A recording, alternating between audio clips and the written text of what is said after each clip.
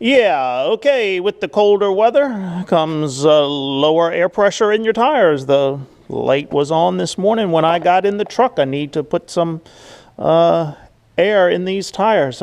It was funny, last week I went to the bank. It was one of the first cold mornings we had. There was a line of people at the gas station waiting for air. Technology these days. Light came on. I guess they all were stopping to put air in. This isn't that low, but it's enough to cause the light to come on.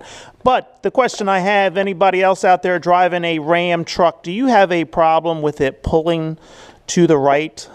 This truck started at about between 10 and 15,000 miles, and I don't know if you can see it here, but I've got to rotate these tires. It is pulling to the right pretty bad, and so it's wearing this tire here. It's quite aggravating, and I'm starting to notice it on my other Ram truck. It's got 8,000 miles on it, and it's starting to pull a little bit to the right. So I don't know if that is just what these trucks are about, and it's something I have to put up with. I shouldn't have to. This truck has 35,000 miles on it now. So let me put some air in these tires and rotate the tires.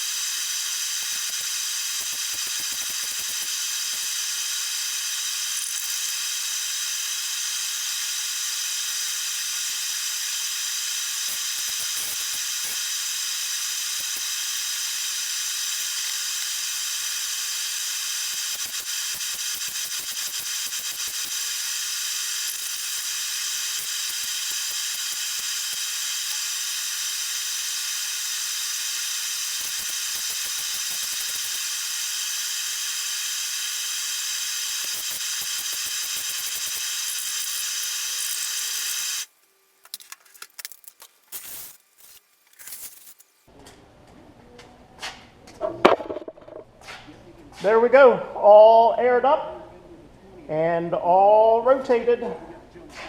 That's not going to help the issue with the pulling to the right, because I've tried this before. I've rotated the tires a couple different times and it does not help. So I will get up to the Ram dealership in the next couple of days and see what they say about that.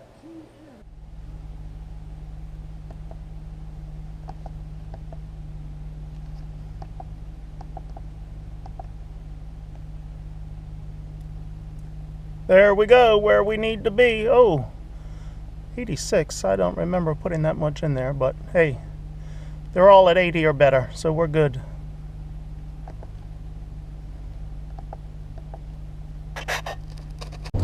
Well, I guess I'm eating crow for lunch today.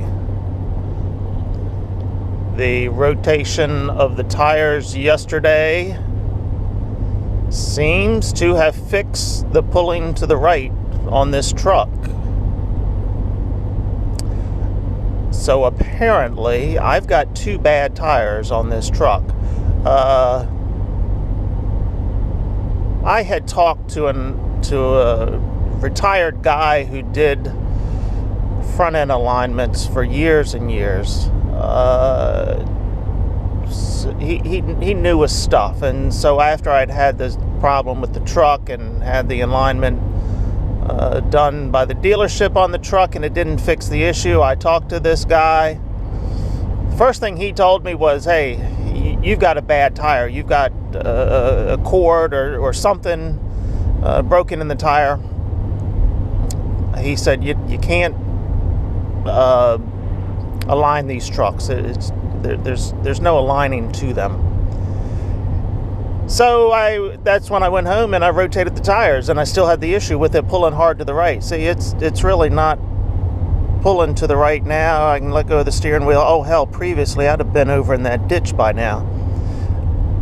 So yeah, I had rotated the tires after he mentioned that, and it still pulled to the right hard. So now I have rotated the tires again. It is not pulling to the right. So I guess I've got two bad tires on this truck with only 35,000 miles. I gotta turn the cruise off. 35,590. I'm not a fan of these tires that are on here anyway. They're the same type that are on my new Ram. I think I'm going to go with the BF Goodrich when I do replace them. I had them on my old Ram, and I was pleased with those tires. So, okay, crow for lunch today it is. But I'm happy that has fixed the problem.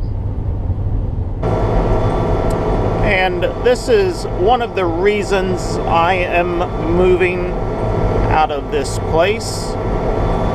11:45 on a Thursday morning, and we've got these cars out on the highway. I moved a tractor the other night down the road, a farm about 10 miles from the shop. I wish I had counted the cars that went by me. Now, yes, it was 5:30 in the evening. It was everybody getting off of work, but it was just constant, one car after another in both directions. And I live in a more rural part of this county, not the state, but in the county. And I've just gotten to the point I despise the traffic in this county, and I've had enough of it. So I am going to move somewhere that I can drive 5 miles and maybe see one car on the road. Hey, maybe I'll get lonely, but I doubt it. I've got a friend that feels the same way I do. We talk about it every week when we go out to dinner, how bad the traffic has gotten in our part of the county. It's always been bad in the city area of the county, but in our rural part, the last 5 years, it has just exploded. And I can't say we really have that much development happening as far as big developments go in this part of the county. I'm not quite sure where the traffic is coming from. You would think with all the online shopping that people are doing, they have no need to go out anywhere, because you can sit at home on your computer and have it shipped right to you. So where the heck is everybody going? I don't know. I am moving a spreader. I have finished spreading lime. So I am getting this spreader back home. I'll get it washed up and greased and put in the barn for the winter, because it looks like I am done with this. I think I have read some comments online about traffic laws in the big ag states concerning farm equipment and riding on the shoulder of the road. So correct me if I'm wrong, but have I read that some states require ag equipment to stay in the travel lanes, that if you are on the shoulder of the road and an accident happens with your tractor or combine, that you are the one at fault if you are traveling on the shoulder of the road. So I'm not really sure what the law is here in Maryland.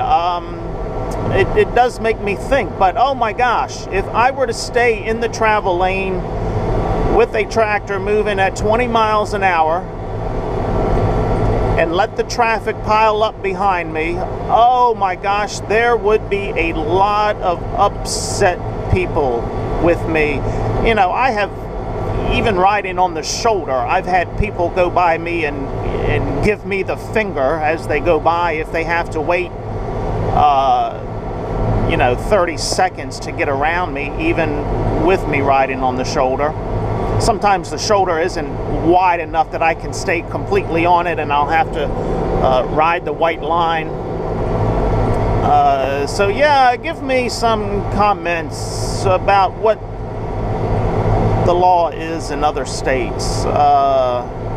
That would be interesting to know that, and I guess I need to check up on the law here in Maryland as well to see who is in the right or the wrong. And speaking of accidents, this place right here in front of this gas station, oh, it's been 10 or 15 years ago now. I was bringing a tractor down the road, had a moldboard plow behind me. I believe it was a 7-bottom moldboard plow behind me. I was on the shoulder of the road. The plow was probably, the wheel of the plow was probably on the white line, maybe a little bit in the travel lane. The sun had gone down, so I think it was dark. I had lights on, had a slow-moving vehicle sign on. And darn if, hey, there goes one of my employees. And darn if somebody did not run into the back of that plow. So anybody familiar with a moldboard plow, I'm dating myself now talking about a moldboard plow. Anybody with a moldboard plow knows you have the gauge wheel in the back that keeps that plow from going down too deep. This is the second wheel. It's not the wheel that the plow actually rides on going down the road. It's a second wheel that sits up to keep the plow from going too deep. So this car came up and actually went under that gauge wheel, and that gauge wheel then rode up on the hood of the car, up on the windshield, before the plow then dropped down off of that. Unbelievable. And I was right in front of the gas station, so if they did not see my flashing lights, there was plenty of light from that gas station shining out on me. My assumption is the driver got distracted by something in the parking lot of the gas station. I don't know.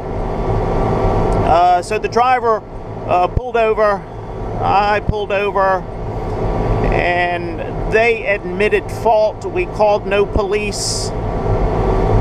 There was no damage to my equipment, but yeah, considerable damage to the car itself. So we did not even exchange any information. The driver admitted fault and said they would take care of their end, and there was nothing that needed to be taken care of my end, so on my merry way I went. Wow, that was a long story. Someone was asking about Sexy Rooster. There he goes now. Just getting home from school. Hey, it looks like the neighbor is spreading lime today.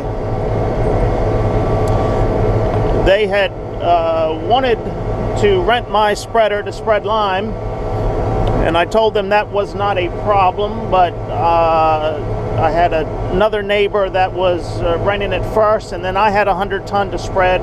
So it looks like they found another place to rent a spreader from and get their lime spread.